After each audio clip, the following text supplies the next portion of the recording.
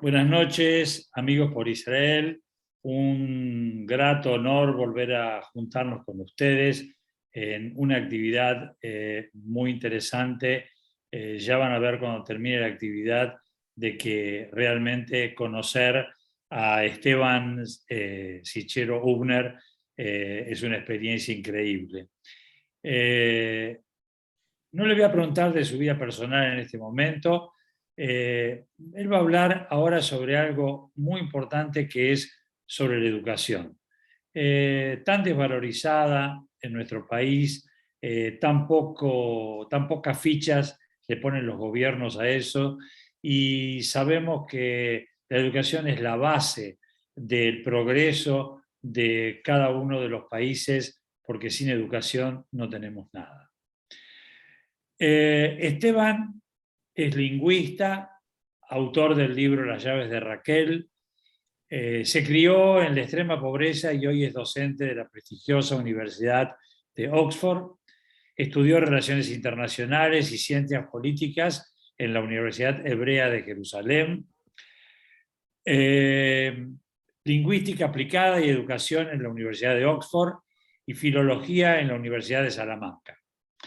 Además, fue coordinador de Marcha por la Vida, editor, militante en la preservación de la memoria del Holocausto. Esteban, en nombre de, permitime llamarte por tu nombre de pila, en nombre de Amigos por Israel, estamos sumamente agradecidos de tu participación en esta charla. Estamos seguros que va a ser muy, muy interesante. Vamos a dividir esta actividad en dos partes. Primero nos vas a hablar vos un poquito sobre el tema de la educación, la importancia de la educación, y después voy a hacerte una cantidad de preguntas para saber no solamente sobre educación, sino sobre tu vida personal, que realmente es apasionante. Para nuestros oyentes, como siempre, escribirán sus preguntas en el chat y las trataremos de ir haciéndolas todas las que podamos. Así que, Esteban, el micrófono es tuyo. Muchísimas gracias y te escuchamos con suma atención. Muchísimas gracias, señor Simonet Bull. Muchísimas gracias, amigos por Israel, por darme esta oportunidad de compartir con ustedes una charla desde la hermosa Universidad de Oxford en Inglaterra. Buenas noches. Como dijo el señor Ed Bull, voy a hablar primero sobre la educación.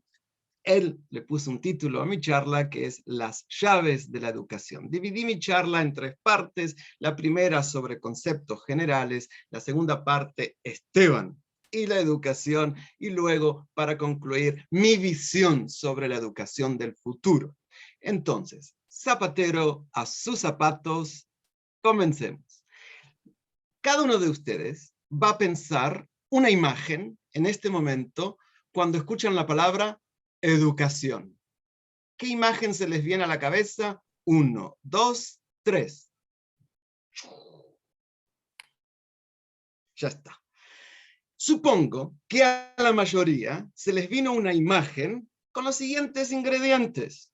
Quizás un salón, un aula, quizás un pizarrón, quizás niños o estudiantes, 20 de ellos, 30 de ellos, con unas mesas o sentados delante de un pupitre. Quizás esa imagen tenían cuadernos, libros, lapiceras o un ordenador. Y un maestro o una maestra en el medio de la clase o sentado detrás de un escritorio hablándoles. Si esa fue la imagen que tuvieron cada uno de ustedes en su mente, es una imagen correcta. Es una imagen correcta. Es una imagen relacionada a la educación. Fantástico. Pero si es la única imagen que tenemos cuando hablamos de la educación, es totalmente incorrecta. Porque la educación es algo que tiene muchos ingredientes y a veces es muy difícil de definir. Vamos a tratar de definir algunos conceptos sobre la educación. Uno de esos conceptos quizás es la edad, la franja etaria, cuando la educación comienza en nuestras vidas. ¿Una idea? No me contesten. Yo quiero provocarlos para que ustedes se contesten a ustedes mismos. ¿Cuándo comienza la educación? Algunos piensan que cuando el niño va al jardín de infantes, al kindergarten, o a la guardería. Otros, la educación primaria. La franja etaria de la educación puede ser la educación primaria, la educación secundaria, o la educación terciaria. Son varias etapas de la edad del educando. En mi opinión, la educación comienza, no sé, 20 años antes del nacimiento del individuo. Déjeme explicar esto. ¿Por qué sostengo? No solamente yo, sino que yo aquí en el departamento, yo pertenezco al Departamento de Educación de la Universidad de Oxford. Y creemos que la educación comienza antes del nacimiento, justamente porque la educación no se trata solamente de información. Cuando me refiero a información, son esas áreas, esas materias, hablando en lenguaje más latinoamericano o argentino, que tenemos en la educación formal, en el aula, que son matemáticas que nos ayudan a tener un pensamiento más claro, que es la historia que nos permite conocer el pasado, la biología que nos permite conocer la naturaleza alrededor nuestro, o lengua, cuando estudiamos lenguaje castellano, que es para comunicarnos mejor. La educación va más allá de esa información. Tiene un ingrediente importante y quizás más importante que la información, que son los valores. Los valores éticos y morales. A mí me gusta separarlos y entiendo yo por éticos esos valores, digamos, teóricos, mientras que los morales son más prácticos, como la responsabilidad, el compartir, la justicia, la responsabilidad, ya lo dije, la disciplina, que sin sacrificio no hay beneficio, el ser disciplinado, respetuoso, respetar al mayor, respetar al niño, respetar a los animales, el ser amoroso, el tener tolerancia hacia los demás. Son todos valores que no se aprenden o no deberían aprenderse en la escuela. Deberían aprenderse en el hogar. Y es por eso que digo o decimos que la educación comienza 20 años más o menos antes del nacimiento, porque son los padres quienes tienen que dar, enseñar, inculcar, estimular esos valores en los niños. Ahora tenemos una deficiencia. Señor Simón et Bull dijo, la educación en Argentina, en nuestro país, él dijo, y es la misma realidad en muchos países del mundo, no solamente en países latinoamericanos. La educación está sufriendo un escarmiento. Yo siempre digo, la educación de Sarmiento está sufriendo un escarmiento. Y es verdad, porque los padres, muchos padres carecen de estos valores. Y si los padres no tienen estos valores, no se los pueden transmitir a los chicos. Es imposible. Entonces el maestro tiene que, estoy viendo personas que asienten con la cabeza. Entonces los maestros tienen que hacer malabarismo. Aparte de enseñar la materia que tienen que enseñarle cosas o estimular cosas que deben traer ya en la mochila educativa del hogar. Entonces tenemos un problema, y un problema grave. Entonces, ahí estamos hablando de la edad de la educación. Sabemos cuándo comienza. ¿Y cuándo termina la educación? Yo, después vamos a hablar un poco de mi vida personal, como dijo el señor et Bull, pero yo me crié en una extrema pobreza, ¿no? Entonces, siempre fui a una escuela de guardapolvo blanco, después abandoné la escuela, terminé el secundario nocturno en una escuela en Buenos Aires, en Capital Federal, en la calle Valentín Gómez. Y entonces mi educación fue muy difícil, pero yo pensé que terminaría la educación cuando todo el mundo la terminaba, que es después del secundario, la universidad y basta. Cuando llegué aquí a Inglaterra, muchos de ustedes conocerán Inglaterra, es un país con muchas cosas buenas y algunas malas, como el tiempo, el clima siempre es malo. Hoy se portó bien. Una de las cosas que más me sorprendió de esta sociedad en la que vivo ya 25 años, es la edad, la franja etaria de la educación. ¿Por qué? Porque no se termina nunca.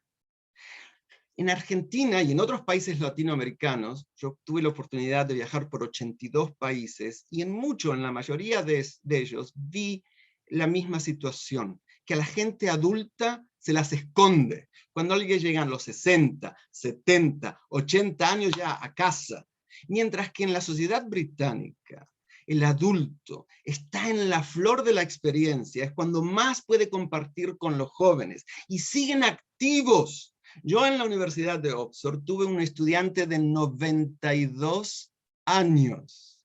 92 años, ¿no es fantástico? Entonces, tiene que ver con el propósito de la educación. ¿Para qué estudiamos? ¿Para qué educamos?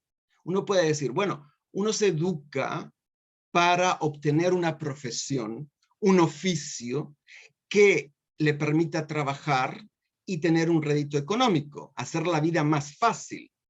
Ok, yo pienso personalmente que ese no es el propósito de la educación. La educación debe ser una forma de vida que continúa hasta los últimos días de nuestra vida, hasta la muerte. Uno debe, y las sociedades deben insistir, que la educación es una forma de vida. Todos los humanos somos seres curiosos, seres que tenemos dentro de nosotros esta curiosidad por saber, por informarnos. Es por eso que todos ustedes están aquí, porque son curiosos, quieren saber, quieren escuchar, a ver a quién trae el señor Simón Edbull, quién es este Esteban y quién es el otro que habló de música y quién es el otro que habló. Quieren saber, tienen eso dentro, es el amor por saber. Y esa es la educación. Yo tuve aquí hace unos años una mujer de 72 años, se llamaba Fiona Melville. Nos vino a ver, pidió en el Departamento de Educación hablar con educadores y me metieron a mí en la reunión y yo la escuché y ella dijo lo siguiente: yo tengo 72 años, no terminé el secundario. No hice el secundario directamente porque mis padres no creían que como mujer tenía que educarme. Ahora que soy una mujer grande y no tengo problemas económicos, quiero hacer una carrera universitaria en la Universidad de Oxford. Yo pensé que estaba un poco loca, sinceramente, 72 años, comenzar a estudiar. Entonces yo le escribí todo un recetario de lo que tenía que hacer. Era una cosa imposible de realizar, imposible. Era como agarrar la Concagua y ponerlo en otro planeta. Imposible. Para sorpresa de todos, esta mujer estudió, se formó en un año, hizo los 3 A-levels, sacándose las notas más brillantes, solicitó el ingreso a la universidad, pasó los exámenes, pasó las entrevistas y fue aceptada en la Universidad de Oxford en Christ Church College. Fiona Melville se graduó a los 76 años y ella estudió con sus compañeros de 18 años. Un ejemplo, ¿por qué lo hizo? ¿Porque quería una carrera profesional que le reditúe económicamente? No, simplemente por el amor al saber. Entonces, ese es el propósito de la educación. Habiendo dicho esto, vamos a mi último punto de la primera parte, es ¿quiénes deben educar? Sobre todo los padres. Sobre todo los padres es la educación más importante. Y si me tienen que decir, Esteban, ¿quién es más importante, el padre o la madre? 1000 veces la madre. 1000 veces.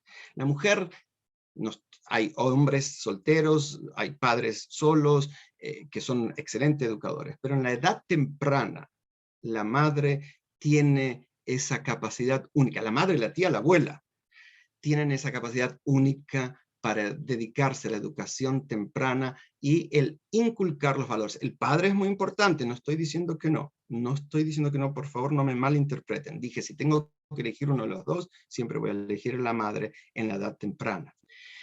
Bien, ahora, pasando no a la edad temprana, sino a la edad primaria, secundaria, universitaria, ¿quiénes tienen que enseñar? Solo personas capacitadas. Yo sé que hay una manía en muchas escuelas latinoamericanas, sobre todo en Argentina.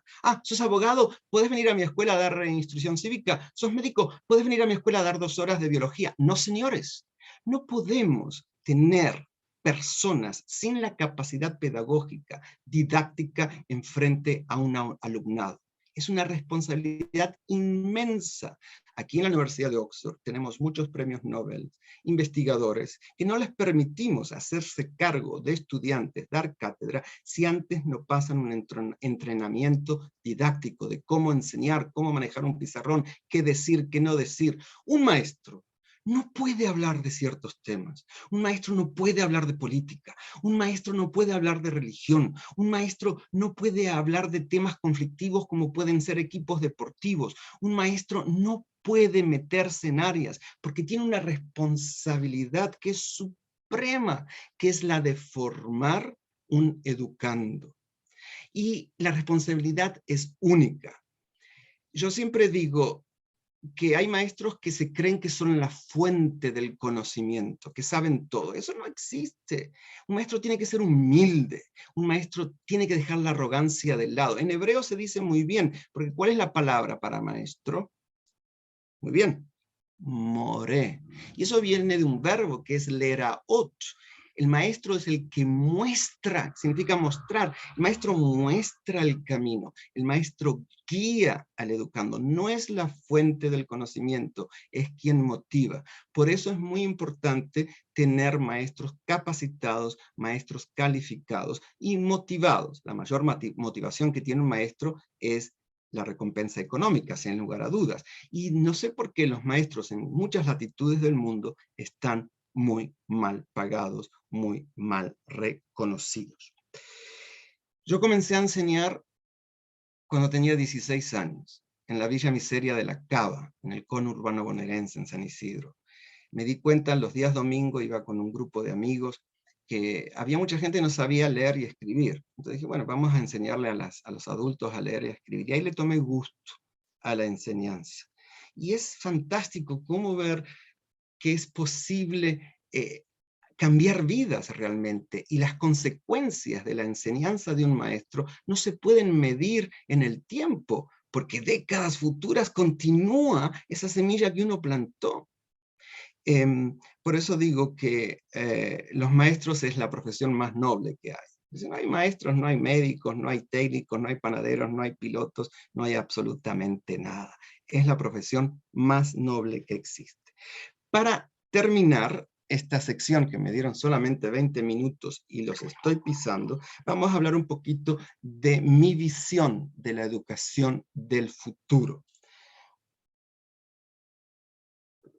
Todos nosotros vivimos esta pandemia horrible en los últimos 2 años, que se nos fue mucha gente querida, muchos amigos. A mí se me fue mi jefe, alumnos. Bueno, no vamos a hablar de las cosas terribles de esta pandemia porque ya las saben, pero vamos a hablar de las cosas positivas en cuanto a la educación.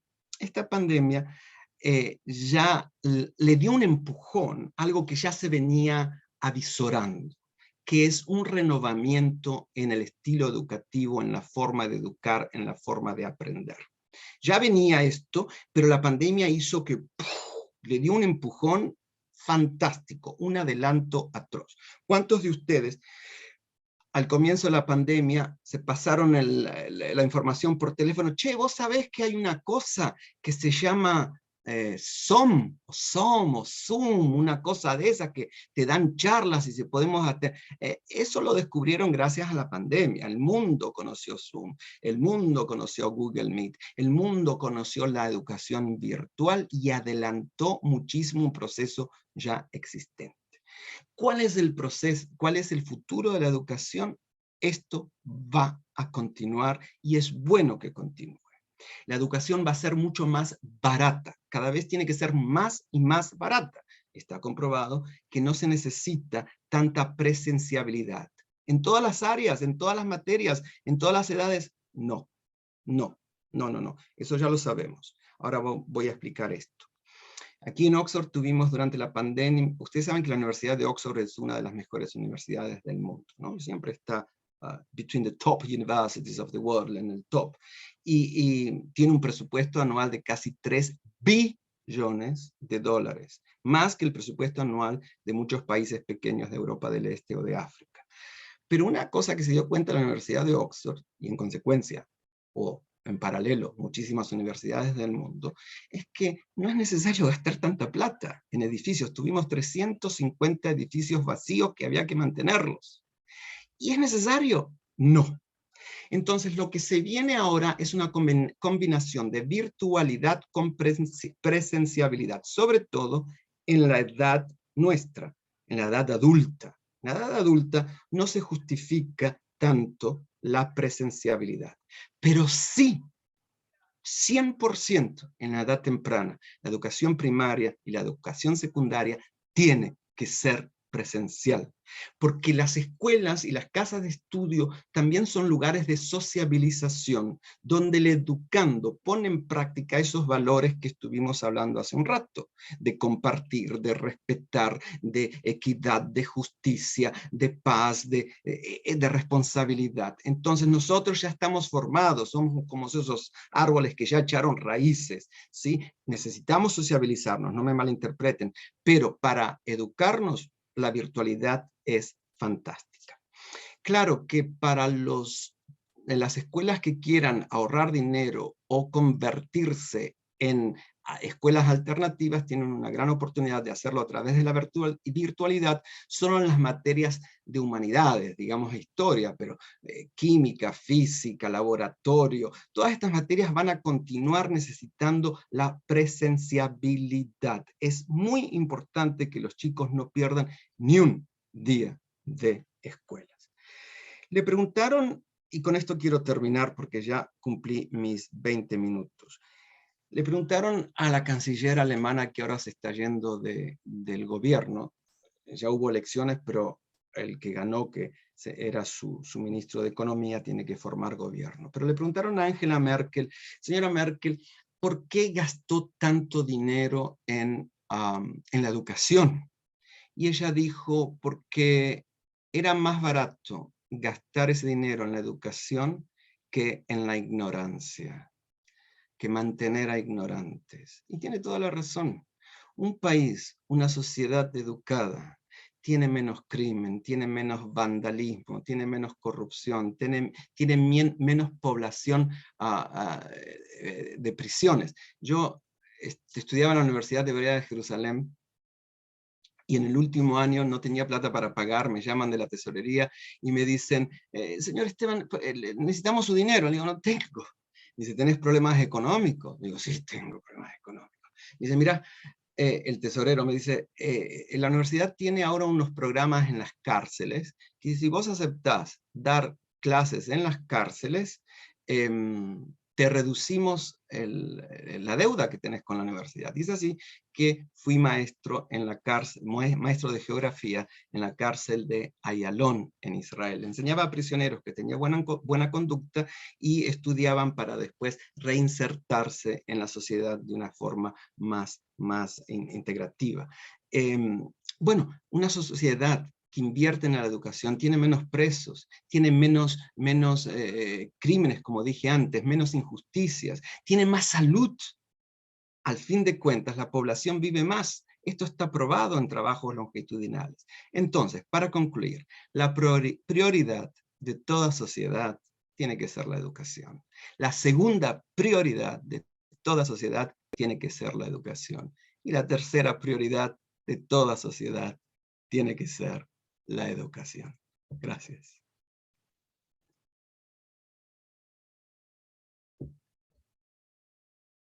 Simón, no te escucho.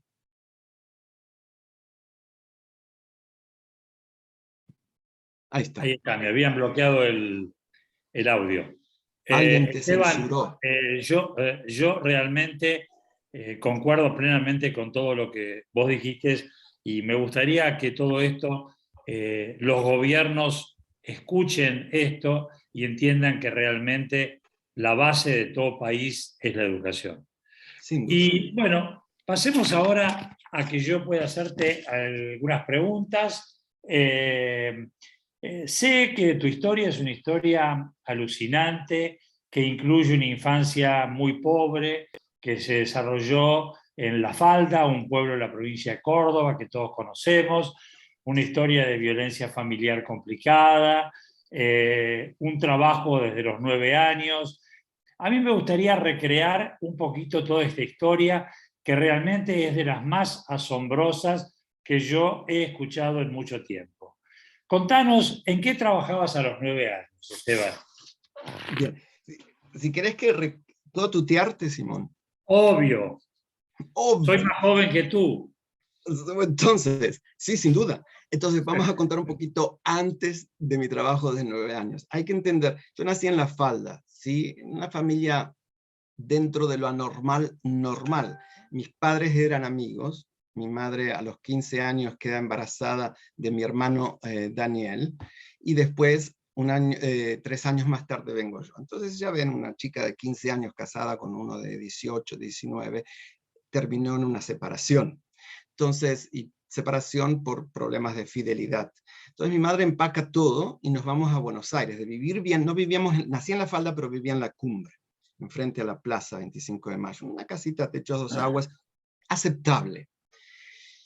Entonces mi madre empaca todo, Simón, respondiendo a tu pregunta, y nos vamos a Buenos Aires, al cono urbano bonaerense. Y ahí nos instalamos en un ranchito. Yo sé que hay personas de otras latitudes de Latinoamérica, y hay mexicanos piensan que un rancho es una estancia. No, un rancho para Argentina es lo que sería en otros países una chabola, un pueblo joven, una casa precaria. Era un cuadrado que mi abuela Raquel había comprado un pedazo de tierra y había puesto un galponcito en ese terreno que estaba comprando en cuotas. Y ahí nos fuimos a vivir, mi madre y, y mi hermano. Y era un cuadrado nada más con piso de tierra, techo de chapa, sin electricidad, sin agua. El baño era un agujero en el fondo. Dormíamos todos juntos, no teníamos en la misma cama, que era un elástico apoyado sobre ladrillos. Ahí nos fuimos a vivir con mi madre y mi hermano. Mi abuela Raquel, para colmo, al poco tiempo la atropella un borracho y la mata. Un borracho que iba en auto por la avenida Márquez del Hipódromo, la mata. Y deja huérfano a mi tío, que tenía la edad de mi hermano. O sea, mi madre, mi abuela Raquel y mi madre se llama Esther, fueron madres a la misma vez. Entonces mi madre quedó con 3 críos sola. Mi padre se borró olímpicamente y se olvidó de nosotros. Vivíamos en una pobreza extrema. El agua había que acarrearla como de 150 metros. Yo me cruzaba un palo de escoba en la espalda y traía el agua a casa. Era muy, muy difícil. Y bueno, me preguntaste mi primer trabajo. Había una despensa de doña Lolita y ella conocía la realidad en la que vivíamos, porque sacábamos todo por fiado. Hay gente que no sabrá lo que es fiado, es decir, con una libretita, entonces te dan el pan, la leche, y se anotan 2 cuadernos, el de la almacenera y el nuestro. Y al fin de mes, cuando mamá trabajaba de limpieza en un hospital, iba y le pagaba. Solo podíamos sacar las cosas básicas. Y ella conocía, Lolita, la realidad de casa. Entonces a los 9 años me dice: Estebancito, ¿querés trabajar conmigo? Digo, ¿qué tengo que hacer? Barrer, llenar las heladeras, acomodar la fruta, envolver los huevos en papel de diario, que es algo muy difícil, no sé si ustedes lo hicieron, de 6 en 6. Ahí veo a alguien que dice: ay, Raquel también. Qué lindo nombre tenés, me dice que sí. Es difícil envolver huevos de 6 en 6. Bueno, hacía todo eso y me iba a la escuela. Trabajaba de 9 a 1 menos cuarto, me hacían un sándwich y me iba a la escuela de 1 a 5. Esa fue mi educación primaria de guardapolvo blanco. Ese fue mi primer trabajo, respondiendo a tu pregunta, Simón. Dime, Esteban, y si intentáramos hacer un pequeño currículum vitae de los trabajos que estuviste hasta tu adolescencia. Contanos brevemente cuáles son las cosas que hiciste. A medida que más estudiaba, yo siempre tenía esta pasión por las lenguas. Entonces me daba cuenta que era más fácil conseguir trabajo. Trabajaba en la despensa de doña Lolita y no me dejaba vender. Entonces yo dije, si aprendo matemáticas me va a dejar hacer las cuentas. Ella no me dejaba. Entonces le pedí trabajo en el almacén de doña Luisa, en la Villa La Cava. Esa sí me dejaba vender. Entonces más sabía, más fácil me era. Me aprendí todas las calles de Buenos Aires, comencé a trabajar repartiendo dentaduras, puentes, dientes postizos, coronas, porque trabajaba para el laboratorio dental Rotaden. Andaba siempre con olor a monómero. No sé si saben lo que es el monómero. Es ese olor particular de los dentistas. Bueno, y dejé de estudiar. O sea, mi madre creyó en el amor, Simón, y se metió con uno que le dejó 2 hijos más y después les abandonó, era un borracho, un vago terrible. Entonces tuve que dejar de estudiar y dejé la escuela. Luego trabajé en Festo Pneumatic, que es una agencia, es una compañía de hidráulica, que ahora está en Martínez. Luego trabajé, dijo, ahora ya sé lenguas, tengo que trabajar en hotelería. Se me entraban así como sueños, pequeños sueños, y veía los hoteles, yo quiero trabajar en hotelería porque es como tener el mundo en un edificio. Y fui a trabajar al Hotel Conquistador en la calle Suipacha, entre Marcelo T. de Alvear y la calle Paraguay. Mientras trabajaba en el Conquistador, le tomé el gusto a la hotelería y dije, yo quiero trabajar en el Elefante Blanco, que es ese hotel que no estaba terminado, por eso Susana Jiménez lo llamaba el Elefante Blanco, que era el Hotel Sheraton, de ahí de Retiro. Entonces fui a pedir trabajo al Elefante Blanco, sabía inglés, tenía experiencia hotelera, me tomaron, después fui a trabajar a Las Leñas, en Malargüe, y así un trabajo me llevaba a otro, pero siempre estudiando y trabajando. Era muy difícil, Simón, trabajar y estudiar. La escuela nocturna para mí fue muy, muy importante. Si no hubiese sido por la escuela nocturna, yo creo que seguiría acarreando equipaje. Esteban, te va a asombrar lo que te voy a preguntar. Hay un Adelante. personaje en tu vida que vos Sí, siempre decís que es muy relevante, sí, la gallina Zulema. ¿Qué me podés contar acerca de ello? todo. En casa, mi madre, éramos pobres, yo revolvía la basura. Mi primer par de zapatos los tuve a los 15 años. Yo andaba con zapatos agujereados, que sacaba de la basura de las lomas de San Isidro revolviendo basura. Entonces, era todo muy difícil, pero teníamos dignidad. Eh, Había comedores, pero mi madre no me permitía ir a los comedores. No, era como una vergüenza. Y una amiga de una amiga de una amiga de mi madre le dijo, en Granburg hay una mujer que quiere regalar una bomba de agua. Claro, claro, acá veo gente adulta, los jóvenes no saben de qué estoy hablando. Esas bombas de agua son esas bombas de hierro fundido, bien pesadas, que se hace una perforación en la tierra y hay que jalar una manija para que salga el agua. Una vez que la fuimos a buscar a Granburg y la trajimos en el tren Diesel hasta Boulogne, que era un trabajo enorme porque era pesadísima y no la podíamos, mi madre le pedía ayuda a los pasajeros, mi madre logró instalarla. Y una vez que la instalamos, yo me colgaba esa manija y la jalaba hasta que salía agua. Recuerdo ese día patente. Y chapoteaba en el barro que se hizo. Y mamá me dijo, Estebancito, se nos acabaron los problemas. Yo dije, ¿qué problemas, mamá? ¿Cómo? Y dice, ya no vamos a tener más hambre. Y tuvo razón esta sabia mujer. Se puso a plantar zapallo, zapallito, tomate, que crecían los zapallos, crecían rápido, rapidísimo. Y yo los cambiaba después por fruta, por todo. Y vino, junto con esa siembra, la gallina Zulema. Y la gallina Zulema y los gallos, la gallina era súper ponedora. Y daba tantos huevos esta Zulema que yo cambiaba los huevos por fruta. Y después había una vecina que tenía electricidad y tenía esos long plays de cursos de inglés, eran vinilos, y me dejaba escuchar una hora de una, hacía negocio conmigo, se llamaba Fernanda Fernández, qué nombre, ¿no? Me cambiaba una hora de clases de inglés por un huevo de Zulema. Y yo le llevaba huevos a cada rato porque quería aprender inglés. No teníamos inglés en la escuela. Entonces Zulema fue muy importante en mi vida. Pero ¿qué es lo que aprendemos de esto? Que lo que me enseñó mi madre, lo que me enseñó mi abuela Raquel, que sin sacrificio no hay beneficio. ¿Cómo íbamos a ir a un comedor escolar si teníamos tierra y agua? Si tienes tierra y agua, sembrás. Tenés gallinas. Nunca nos faltó la sopa de pollo.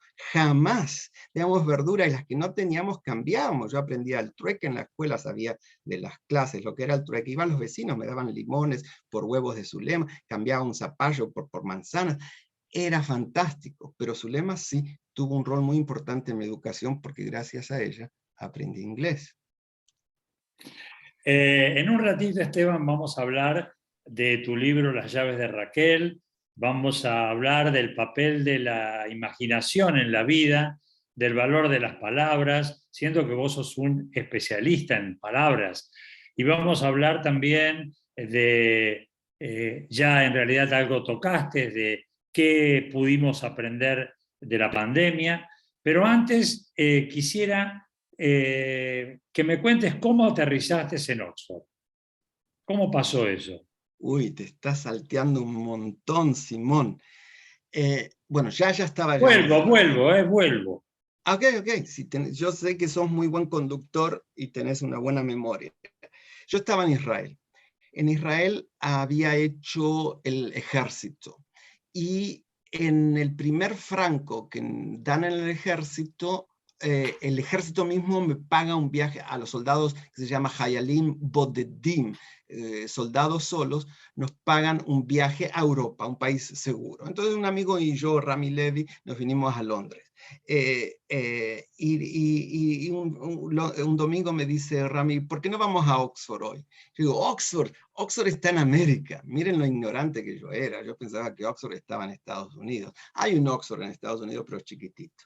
Entonces me dijo, no, ignorante, Oxford está acá en Inglaterra. Nos vinimos de Londres a Oxford y cuando yo vi esta ciudad monumental, Harry Potter no existía en ese tiempo, pero todos los que habrán venido ustedes, es algo espectacular. Oxford es único en el mundo, es una ciudad pequeña, elitista, fuerte, prestigiosa. Cuando yo vi esto dije, aquí quiero estudiar.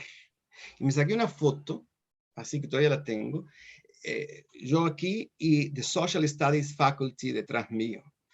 Y puse esa foto dentro de mi Tanaj, dentro de mi Biblia, digamos. Me la puse ahí y comencé a soñar con venir a la Universidad de Oxford. Era como si un niño de jardín de infantes soñase con ir a la universidad. No tenía ni el nivel académico ni el nivel económico como para venir a Oxford. Pero no se lo dije a nadie. Mi sueño era secreto, como todos los sueños de mi vida. Yo no comparto con nadie mis sueños hasta que no pasan. ¿Sí? Para no pasar dos veces por el fracaso. ¿Sí? Si tengo un examen, no le digo a nadie que tengo examen, o bueno, ya no tengo más exámenes, pero no le digo a nadie hasta que pasé el examen. Si pasé el examen, digo, tuve un examen y lo pasé. No, nunca digo voy a tener. Eso jamás. Bueno, esa es mi filosofía.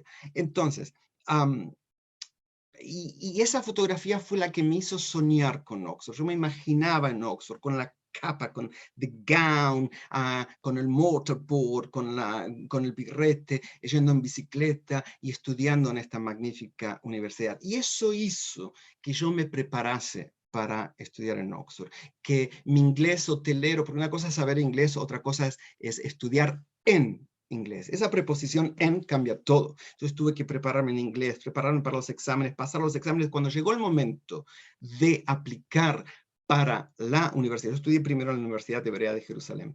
Cuando llegó el momento para aplicar, para seguir estudiando, apliqué, claro, a Oxford, a Cambridge. Oxford y Cambridge es Pepsi, Coca-Cola, pero en mi opinión, Oxford es Coca-Cola. Para John Hopkins y Stanford University. Para mi sorpresa, Simón y queridos amigos por Israel me aceptaron en todas las universidades que les mencioné. Pero no me daban una libra, no me daban ni $1 partido. Me habían aceptado, pasé los exámenes, pasé las entrevistas, pero no me aceptaban. Perdón, vos me hiciste una pregunta que es un poco larga la respuesta, yo no te puedo responder así rápido. Entonces, ¿qué es lo que pasó? Pedí que me pospongan un año el ingreso a todas las universidades y empecé a maquinar qué hago. Tengo un año para juntar dinero. Yo siempre leo una revista de hace ya 20 y pico de años, 30 años, que leo la revista The Economist. The Economist es una revista, la tengo justamente acá. The Economist es una revista, The Economist es la única revista del mundo que se publica siempre sobre economía, ¿no? Se publica desde el año 1833 todas las semanas. Y el Economist ese año, como hasta ahora, hace al final de hacen una tabla con el desenvolvimiento económico de cada país. Ese año venía en la puntero, en la lista, en la tabla, Japón. Y en mi ignorancia yo digo, ok, yo necesito ahorrar plata rápido. El GDP, el ingreso por cápita en Japón es altísimo. Entonces, ¿qué tengo que hacer? Me voy a Japón. Con el último dinero que tenía, que eran unos $100 después de comprarme el pasaje, me voy a Japón. Y llego a Tokio con esos $100. El tren desde Narita, desde el aeropuerto de Narita hasta el centro de Tokio me habrá costado $100. Digo, ¿qué hago, Dios santo? ¿Dónde duermo? ¿Dónde trabajo? No tenía dinero y tenía un hambre bárbara. De repente veo un grupo de japoneses hablando castellano. Me les voy al humo, le digo, ¿cómo es esto que ustedes hablan castellano? Y me dicen, no, no somos japoneses, somos peruanos. Nuestros abuelos eran japoneses. Le digo, chicos, necesito un lugar donde trabajar, necesito un lugar donde vivir. Me dijo, si no te importa trabajar en la construcción, yo ya era licenciado en Relaciones Internacionales. Si no te importa trabajar en la construcción, trabaja con nosotros. Y es así que me puse a trabajar en Japón construyendo casas para ahorrar dinero. Paralelamente a esto, había solicitado becas a diferentes organizaciones. La Organización of British Jewish Women, la Asociación de Viudas Británicas Judías, me dieron 500 libras. Yo necesitaba 11.000 libras, 11.000. Y bueno, y apliqué un montón de becas, muchísimas becas. Finalmente fui uno de los candidatos, 700 éramos, para una beca muy prestigiosa que era de Chevening Scholarship. De Chevening Scholarship éramos 700, quedamos 300 después de los exámenes, y al final un día me llaman por teléfono, yo ya estaba trabajando en Disneyland, en París, en Euro Disney, y me dicen, Mr. Chikelahubna, we are very glad to let you know that we are going to give you the scholarship to study in Cambridge. Me daban la scholarship, la beca para estudiar en Cambridge. ¿Y qué universidad yo quería? ¿De qué universidad tenía la foto? Oxford. Y dije, pero ¿cómo voy a ir a Cambridge? No puedo ir a Cambridge. Dije, gracias, pero me quedó eso aquí. Entonces lo llamé por teléfono al British Council en London y le digo, quiero hablar con la comisión directiva que decidió sobre mi futuro académico en Cambridge y no en Oxford. Porque no es posible hablar con ellos. Insistí. Chicos, siempre hay que insistir. Siempre hay que insistir. Ustedes lo saben muy bien. Me dijeron, bueno, tienes 5 minutos tal día. Me tomé un barco, el ferry desde Calais hasta Dover, fui a Londres en una habitación muy antigua, con una mesa con unas 20 personas, el más joven habrá tenido 60 años, y en 5 minutos le conté lo que le conté a todos ustedes. Yo había puesto una foto de Oxford en mi Tanaj, no había puesto una foto de Cambridge, y creía que Oxford y Cambridge eran Pepsi y Coca-Cola, pero para mí Oxford era Coca-Cola. Lo que le conté a todos ustedes. Pensaron que este tipo estaba loco, quizás lo estaba. Me hicieron salir y me llamaron a los 5 minutos, me dijeron, dialogamos y le vamos a dar la beca para Oxford, pero solo por un año. Cambridge era una beca de 2 años, encima me castigaron un año. Estudié mi primera carrera en Oxford y no pagué un peso, ni en la primera, ni en la segunda, ni en la tercera. ¿Qué aprendemos de esto? A insistir, a soñar y a esforzarse, porque como decía mi abuela Raquel Edbull, sin sacrificio no hay beneficio. Siguiente pregunta. Esteban, dime, ¿cuántos idiomas hablas? Yo hablo bien 7 lenguas, pero no es una gran cosa, porque yo digo, si le preguntan a un cocinero qué cocina, te dice pizza, espagueti, tortellini, y vos decís, wow, pero es un cocinero, ¿qué querés? Yo soy un lingüista, es lo único que sé hacer. Entiendo que la filología es la ciencia que estudia el sentido de las palabras ¿Verdad? y de las lenguas. Y vos sos filólogo, ¿verdad? Sí, sí. Estudiaste filología, relaciones internacionales y qué otra cosa más. Estudié ciencias políticas, estudié educación, por supuesto, educación, e hice aquí una maestría en la Universidad de Oxford que también se llama Applied Linguistics, lingüística aplicada y adquisición de lenguas. Sí, me gusta estudiar, me da un poco de vergüenza, pero sigo estudiando hasta el día de hoy, sí. No, nada de vergüenza. Esteban, quiero conectar todo esto con el valor de los sueños. Sí. Empezamos esta charla con tu infancia en la provincia de Córdoba, con tu mamá víctima de la violencia, el rancho, el hombre del tren que te dio trabajo y te obligó a estudiar. Hablanos un poquito qué pasó con ese señor en el tren. Simón, vos hiciste investigación. Y No, yo no obviamente mencioné tengo que eso. investigar para hablar contigo. Mi madre se levantaba muy temprano, ya entraban en el hospital a limpiar a las 6 de la mañana. Yo ya estaba cansado de cadetear en Buenos Aires, tenía los pies llenos de callos, era feo. Entonces digo, mamá, yo tengo que buscar otro trabajo. Me dice, levántate temprano conmigo y vas a buscar otro trabajo. Entonces me levanté con ella a 4:30 de la mañana, ya entraba a las 6. En San Isidro me tomo el tren, en Martínez sube un tipo trajeado, bien trajeado, bien elegante. Se parecía a Mariano Grondona, este tipo. No sé si, claro, muchos de ustedes recordarán al periodista Mariano Grondona. Bueno, y se sienta justo al lado mío. Y yo iba con el, puedo decir el nombre del diario, lo digo, Clarín. Entonces en la sección de empleos yo marcaba los trabajos que iba a ir a ver ese día, ¿no? Yo tenía 15 años y marcaba tintorería, verdulería, hacía todos tickets en los lugares donde buscaban cadete. Este tipo se sienta al lado mío y empieza a mirar lo que yo estaba haciendo, ¿no? Le da curiosidad. A mí me dio bronca, entonces me pongo así para que no vea. Yo era no atrevido, pero me molestó que invadiera mi privacidad. Al rato, este tipo me dice, ¿buscas trabajo? Le digo, sí. Me dice, yo te puedo dar. Digo, no hace falta, yo voy a encontrar. Yo era muy parco. No hablaba con desconocidos, ¿no? Mi madre me dijo, cuidado con los desconocidos. Bueno, y al llegar a Retiro, en esa entrada muy lenta que hace el tren a Retiro, el tipo antes de bajarse agarra y me da una tarjeta. Y me dice, si no encontrás, vení a ver. Le dije, no lo voy a ir a ver porque voy a encontrar. Entonces fui a buscar ahí trabajos, siempre en el centro de Buenos Aires, me pateaban, me echaban de todos lados, porque yo era, no me daba la edad ni el cuerpo, yo era menudito, desnutrido, flaco, y habré sido hasta muy feo. Entonces no me tomaron en ningún lado. Entonces, y ya tenía hambre, tenía mucho hambre, y dije, bueno, vi la dirección, pregunté, me dijeron es en Avenida Belgrano, al 1200, no me quedaba muy lejos, y fui, llegué como a las 3 de la tarde, imagínense, desde la mañana hasta las 3 de la tarde, un hambre. Llego ahí, y era una oficina enorme, tipo chorizo, pero enorme, enorme, con escritorios con muchos empleados. A la que me atiende le doy la tarjeta de este tipo que me dio en el tren, y dice, yo le digo, quiero hablar con esta persona. Me hace pasar en una oficina tipo pecera, toda de vidrio era, y el tipo estaba hablando por teléfono, así. Estaba hablando por un teléfono no móvil, sino de cable. Estaba hablando por teléfono en alemán. Me ve así, lo primero que hace, sigue hablando en alemán, no me dice ni hola. Abre el escritorio y saca un billete de 1.000.000 de pesos. En Argentina hubo billetes de 1.000.000 de pesos, una inflación galopante. Entonces me dice, anda a buscar cambio. No sabía ni mi nombre, no sabía ni mi dirección, no sabía absolutamente nada. Me dio el billete más grande en circulación, uno rojo. Y bueno, yo estaba medio, no sabía, era todo muy nuevo para mí todo aquello. Fui a una panadería, no me daban cambio, fui a una farmacia, no me daban cambio, al final conseguí cambio, 10 billetes de 100.000 pesos de color beige. Entro a la oficina, se los doy, el tipo sin contarlo los mete en el escritorio. Me dice, ¿cómo te llamas? Le digo, Esteban, ¿cuántos años tienes?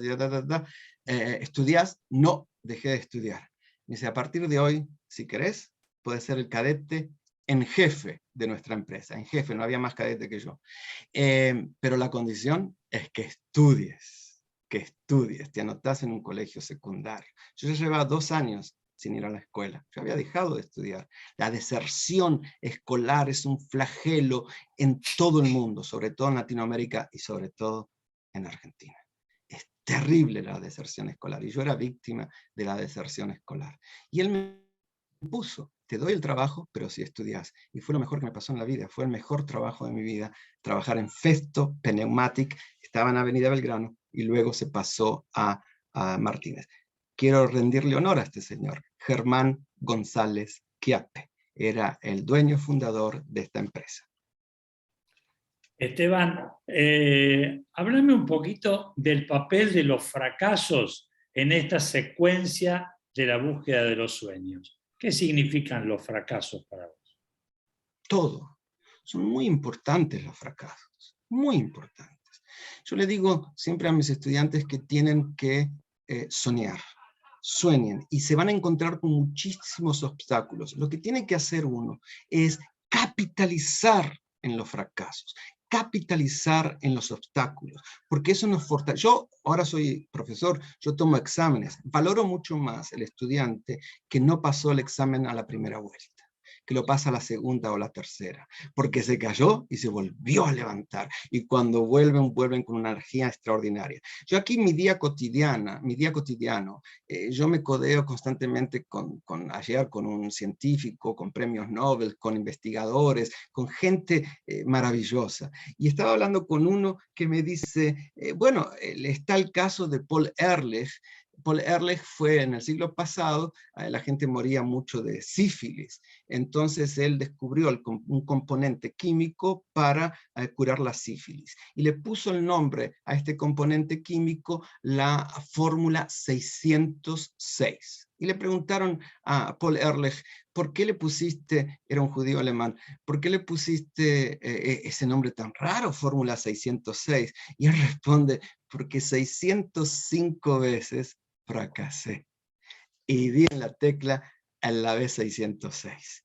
Y eso es, y las cosas cuando cuestan tienen un gusto diferente.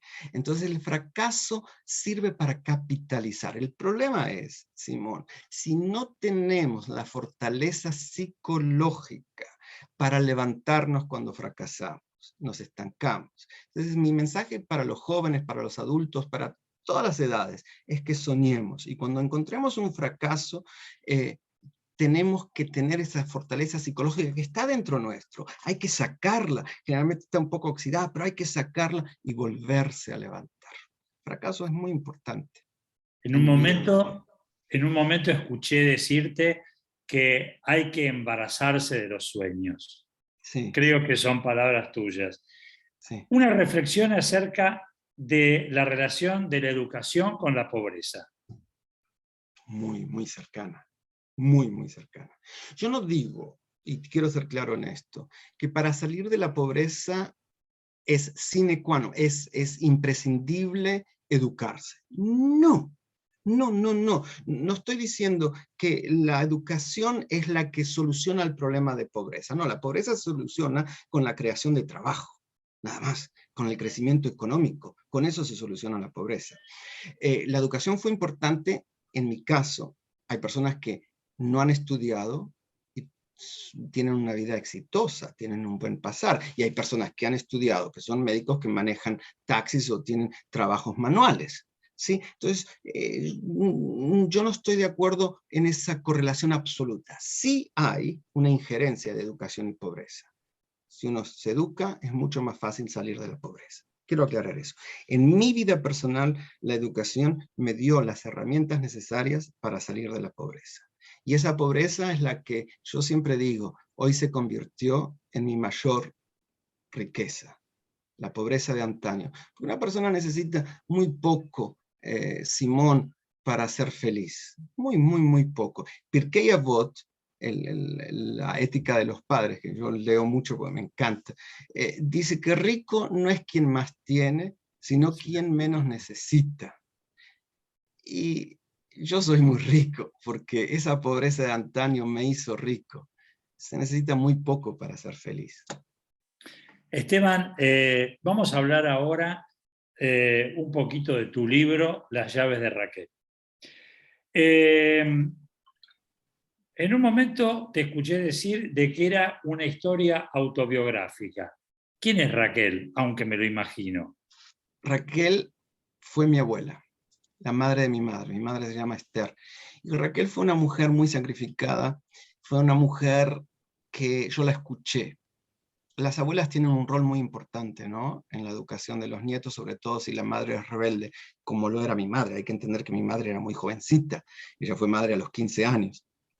Entonces, mi abuela Raquel fue quien inculcó en mí valores que los recuerdo hasta el día de hoy. Yo era muy travieso también, me decía, Estebancito, sos travieso, pero tenés que respetar a los mayores, a los maestros, Estebancito, tenés que hacer los deberes, Estebancito, tenés que darle de comer primero a los animales antes de comer vos, Estebancito, y Estebancito, sin sacrificio no hay beneficio. Las palabras de mi abuela Raquel resuenan en mí hasta el día de hoy. Y fue la primera vez que yo me enfrenté con la muerte.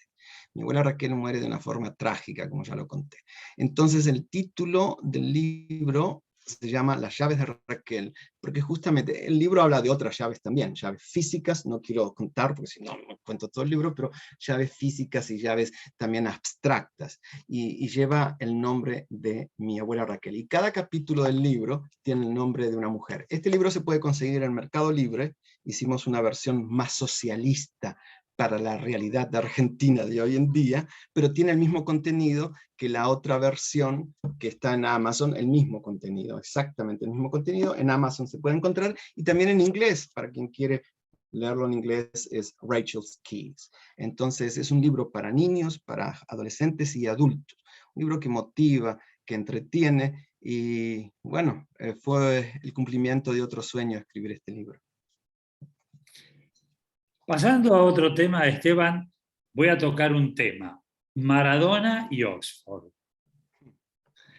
Sé que en un determinado momento Maradona visitó Oxford y hubo un debate que se realizó en el centro de estudiantes de si llevarlo o no a la universidad. Sí. ¿Nos podés contar? Claro que puedo contar. Yo no tenía televisión en casa, ¿no? No teníamos electricidad. Y como no teníamos electricidad, no teníamos televisión. La primera vez que tuvimos la televisión fue una televisión blanco y negro que había que pegarle para que funcionase, era de segunda mano. Hay gente joven ahí que dice que hay que pegarle a la televisión. Sí, había que darle palmaditas, porque la televisión tenía válvulas antes, ahora no tiene. Entonces se aflojaba una válvula y no funcionaba, y con una palmadita andaba. Bueno, en esa televisión, una vez que tuvimos la electricidad, yo veo un documental que le hacen a un chico prodigio. Ya era adulto, pero el documental era sobre un Diego Maradona, lagañoso, pobre de Villa Fiorito. Entonces yo lo veía, digo, pero este tipo era pobre como yo, y llegó a ser una estrella, a jugar en un mundial y cumplir, porque le pregunta ahí Papá Leo, nene, ¿qué quiere ser cuando sea grande? Y él dice, quiero jugar un mundial. Diego con 12 años, dije, este tipo es un ejemplo, porque llegó a jugar un mundial. Da la casualidad que en el Hotel Conquistador, donde yo trabajaba, comienza a concentrarse Boca Juniors, ¿sí? Todos los jueves para jugar los partidos del fin de semana.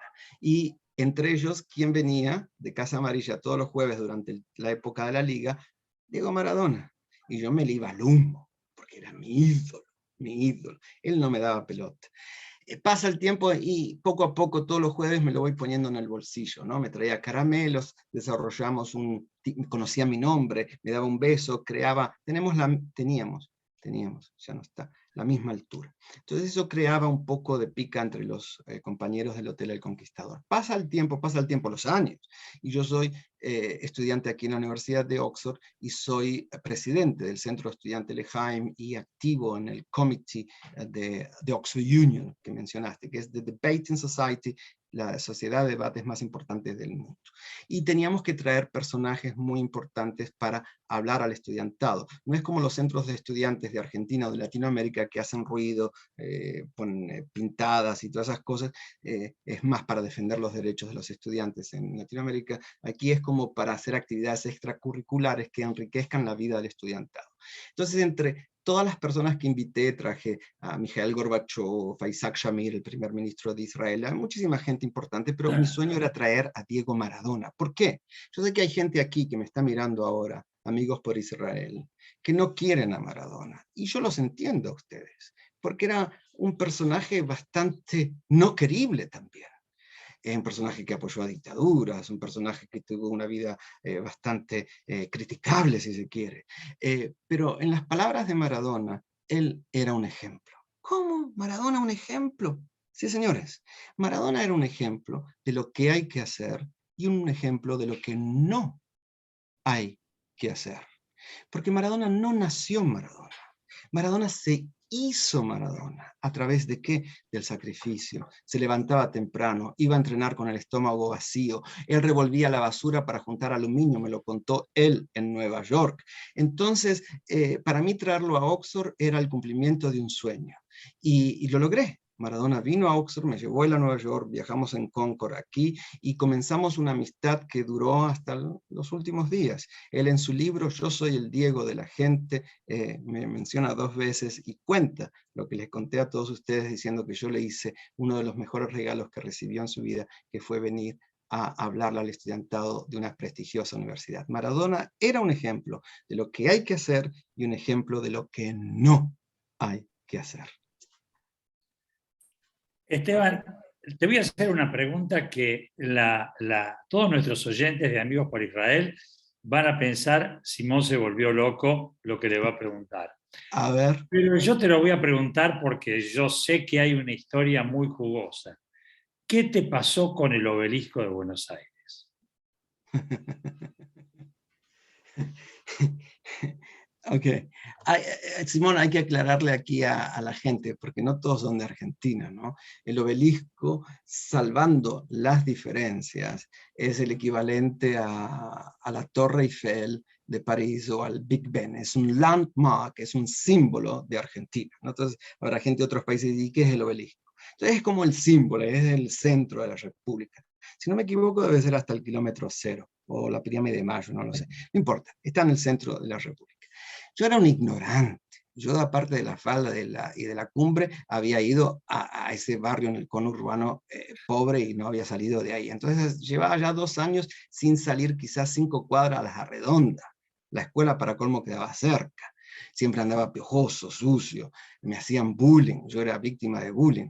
En casa no teníamos cómo ducharnos. Me lavaba una vez cada tanto, había que juntar leña, quemarla, calentarla y lavarse. Era todo muy difícil. Bueno, la escuela organiza un viaje a la capital federal y en un ómnibus. Entonces, yo iba ahí sentadito en el primer asiento, contentísimo. Yo siempre soy bajo, sigo siendo bajito, pero entonces por eso iba en el primer asiento. Y al lado mío estaba, o así en el otro primer asiento, la directora de la escuela. Cuando el ómnibus entra por Avenida del Libertador y toma la 9 de julio, lo primero que se ve es el obelisco. Y yo me petrifiqué. Dije, ¡wow! El obelisco, no lo había visto nunca, yo nunca había ido a Buenos Aires. Ni siquiera lo había visto en televisión, sabía que existía por la revista Villiquen que había en la escuela. Entonces, me quedé petrificado. La directora, que tenía muy poco de pedagoga y una voz gruesa, porque esta tipa fumaba dentro del aula y fuera del aula, era increíble. Entonces grita, y dice, nene Esteban, sentate, nunca viste el obelisco, tus padres nunca te trajeron, mis padres estaban separados, mi padre borrado, mi madre no conocía el centro ni el subte conocía, ¿qué me iba a traer a conocer el obelisco? Entonces me humilló adelante de todos mis compañeritos. Lo peor que podemos hacer en la vida, a esta edad y a cualquier edad, es humillar a alguien. No hay que humillar a nadie, menos en público. Ahora como maestro sé, si yo le tengo que llamar la atención a mis estudiantes, los hago en silencio y que nadie me escuche. Cuando hacen algo bien, hago la mayor cantidad de ruido posible para motivar. Bueno, esta me humilló, yo me sentía, lloraba por dentro. Y ahí los chicos le dijeron, señora, queremos subir al obelisco, queremos subir al obelisco. Y ella dijo, no, al obelisco no se sube, punto. Y yo me prometí en ese momento, yo voy a subir. Fue el primer embarazo que tuve, vos hablaste de embarazarse, de los sueños. En ese momento, Simón, yo me embaracé con subir al obelisco a causa de una humillación. Y pasa el tiempo, ese deseo va germinando dentro mío y lo voy alimentando. Como era cadete en Buenos Aires, trabajaba repartiendo dentaduras, los cadetes, ustedes habrán sido cadetes aquí, o tendrán cadetes, saben que los cadetes perdemos mucho el tiempo. Una vez que hacemos los mandados, vamos al correo, al banco, nos queda tiempo libre, no volvemos a la oficina porque nos mandan de nuevo a la calle a hacer trámites. Entonces, bueno, y yo usaba ese tiempo libre para leer en las librerías de la calle Corrientes o Florida, no podía comprar los libros, o para pedir permiso para subir al obelisco. Iba a las diferentes dependencias de la ciudad de Buenos Aires a pedir el permiso para subir al obelisco. Iba a monumentos históricos, me sacaban rajando, ahí en la Avenida de Mayo, donde estaba el edificio de la prensa, en una dependencia de la municipalidad, iba a pedir un permiso, me decían, no, el obelisco no se sube, no es lugar público, me rebotaba en todos lados. Hasta que en esa búsqueda, que duró varios tiempo, varios años, doy con la oficina de parques y paseos, cerca del Planetario. Y ahí me atiende el director, un hombre encantador, y me dice, nene, ¿por qué querés subir al obelisco? Y yo le dije, quiero ver la ciudad de Buenos Aires, cómo se ve. Si yo le decía que era porque me habían humillado, capaz que este tipo me mandaba a un psicólogo. Entonces yo no le dije nada. Entonces le dije, yo quiero ver la ciudad de Buenos Aires. Me dice, mira, el obelisco es mío, me pertenece, o sea, es de mi jurisdicción, pero no sé quién tiene las llaves del obelisco. Es una puerta blindada, la llave de la cerradura es muy complicada, ahora yo estoy a cargo de esta secretaría, me pertenece, pero no puedo entrar. Perdóname, te daría el permiso para subir, pero no sé quién tiene la llave del obelisco. Listo. Me dijo que me dejaría, pero no tenía la llave. Pasa el tiempo, me mandan a pagar patentes ahí en la avenida 9 de Julio, en el Banco Ciudad, que hacían unas colas en los bancos de Argentina. Sigue siendo medio deficiente, mi madre me cuenta que a veces para cobrar la jubilación tienen que hacer unas colas. Bueno, entonces me voy muy temprano a pagar esas patentes ahí en el Banco Ciudad, en la calle Carlos Pellegrini, y veo en la Plaza de la República un buen hombre, vestido de fajina, con una camioneta estacionada sobre la Plaza de la República, limpiando la plaza. Y me voy al humo a él y digo, dígame, ¿quién tiene las llaves del obelisco?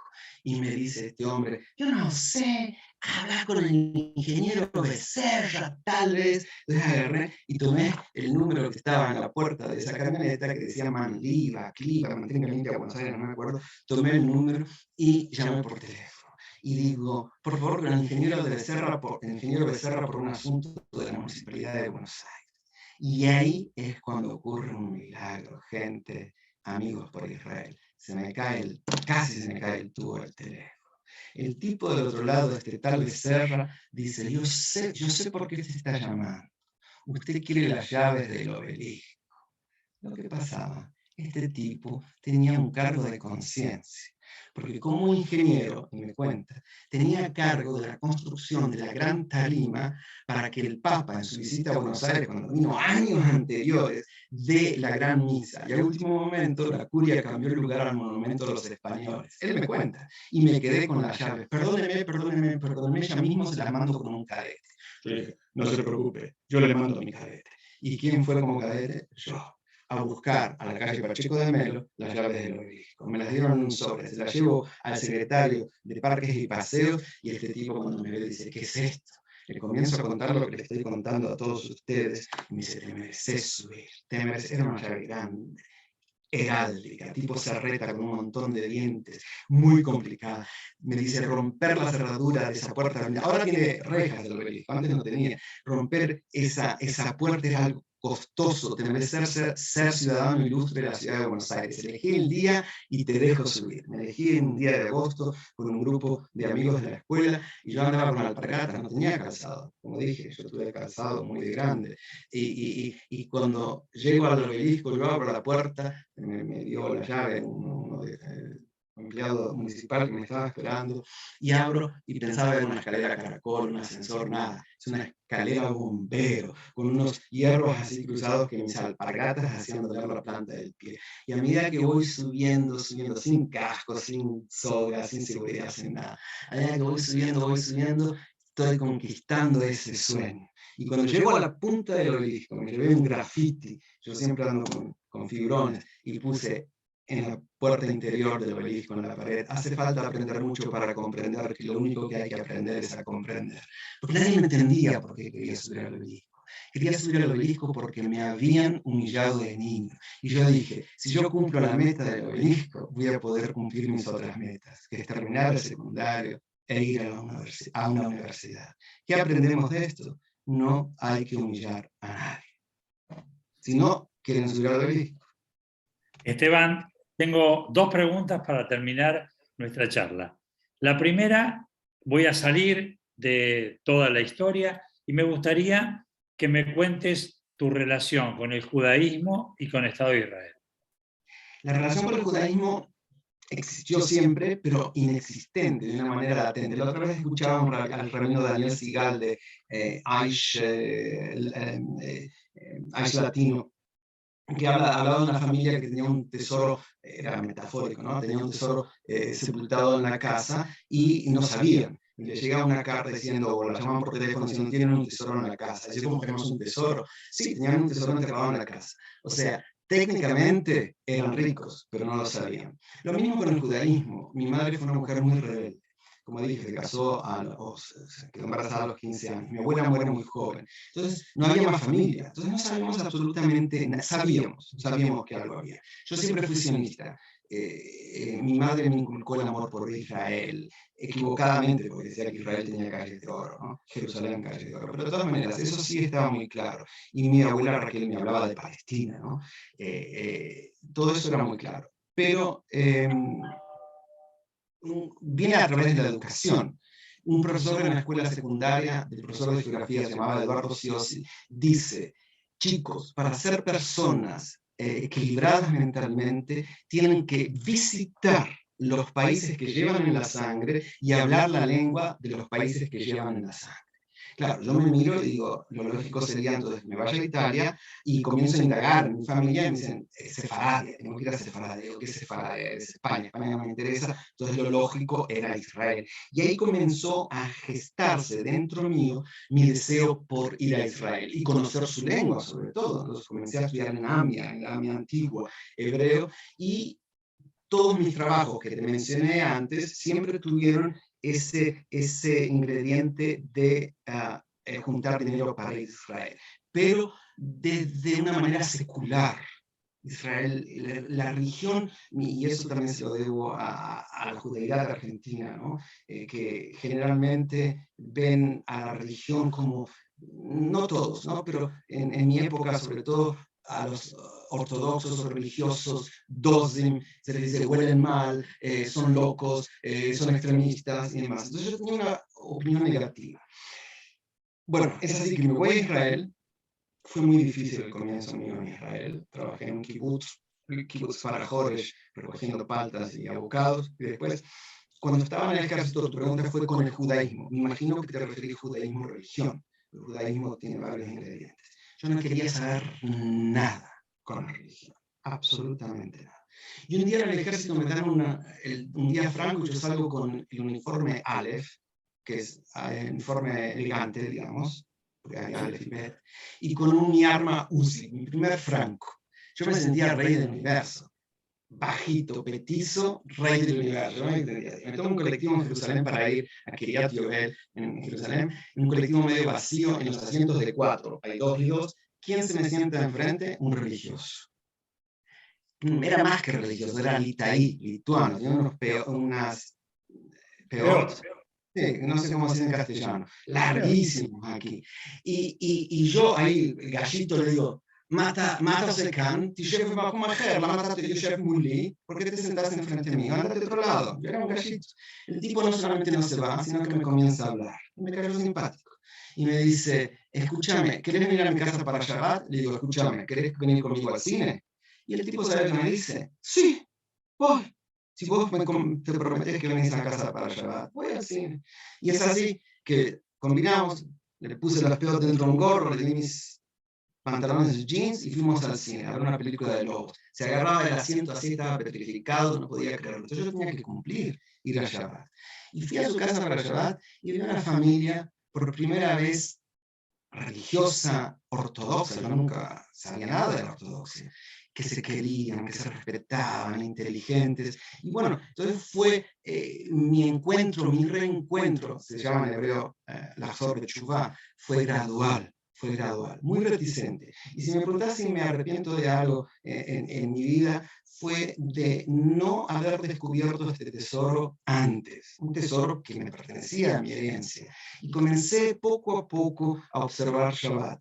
Y que para mí hoy en día Shabbat se convirtió no en una limitación, sino en una liberación. Yo creo que parte, si se quiere buscar un éxito en mi vida, se lo debo al Shabbat. Shabbat es el día que yo me recluyo, me dedico a los míos, a mi familia, a crecer, a estudiar, a pensar, a meditar. Si de algo me arrepiento mucho en mi vida, es de no haber observado Shabbat antes. Pero gracias a Dios conocí a este religioso en un colectivo, David Engelstad, con quien soy amigo hasta el día de hoy. Amigos por Israel, tal como se los dije al principio, la historia de este personaje, por así decirle, sin faltarle respeto, por supuesto, es apasionante. Esteban, para terminar, estoy seguro que vos conocés perfectamente lo que estamos viviendo en este país, en Argentina. La falta de cultura del trabajo, la falta de educación, los sistemas de salud que no funcionan, la falta de trabajo, más del 50% de la población en estado de pobreza, un gobierno populista que a mi entender es totalitario, donde hemos perdido ya 3 generaciones de argentinos. Para cerrar, ¿qué les dirías a nuestros jóvenes? ¿Qué consejos les darías a ellos? Y unas palabras para nuestra gente mayor, para nuestros adultos. Hacé de cuenta que son tus propios abuelos. Hacé de cuenta de que le estás hablando a Raquel. Nunca me dijeron eso, Simón. Me vas a hacer llorar. Nunca me dijeron lo que me dices. Si ustedes fuesen todos mi abuela Raquel, diría, abuela, me enseñaste que sin sacrificio no hay beneficio. Y también que todos tenemos algo, gracias a Dios, Argentina sigue siendo un país democrático. Y todos tenemos un poder en nuestros votos. Y si hay algo que no funciona y se unen, tienen el poder de cambiarlo. Ahora sé que hay elecciones el 14 de noviembre, yo como docente no puedo hablar de política, no puedo decir mi ideología política. Me hiciste emocionar, Simón, eso fue un golpe bajo. Perdón, no fue la intención. Entonces, si fuesen todos, mi abuela Raquel les diría que por favor vayan a votar, aunque les cueste ir a votar, e inviten a todos sus amigos para ir a votar, y el voto es lo que cambia las cosas. Como docente no puedo decir por quién yo votaría.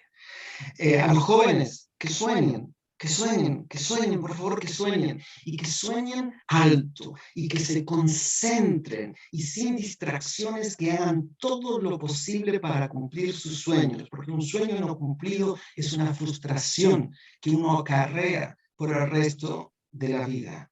Y vale la pena soñar y esforzarse por cumplir los sueños, y que tengan la fortaleza psicológica para tener obstáculos, dificultades, caerse y volverse a levantar. Toda esa fuerza está dentro de uno, simplemente hay que sacarla. Gracias, Simón, yo veo que la hora estamos, y fue un gusto estar con ustedes. Me hicieron recordar mucho a mi abuela Raquel, me emocioné, no me había pasado ninguna entrevista. Gracias, muchas gracias. Esteban, en nombre de Amigos por Israel, te mando un fuerte abrazo. Muchas gracias por estar con nosotros, por escuchar tu fascinante historia, que es un ejemplo de vida, y como dije al principio, la educación es lo primero, lo segundo, lo tercero y lo último que tiene que hacer un país para salir adelante.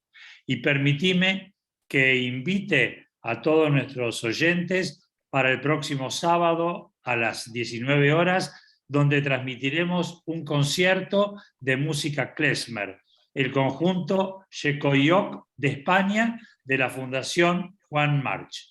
Los esperamos, que tengan un buen terminar de semana.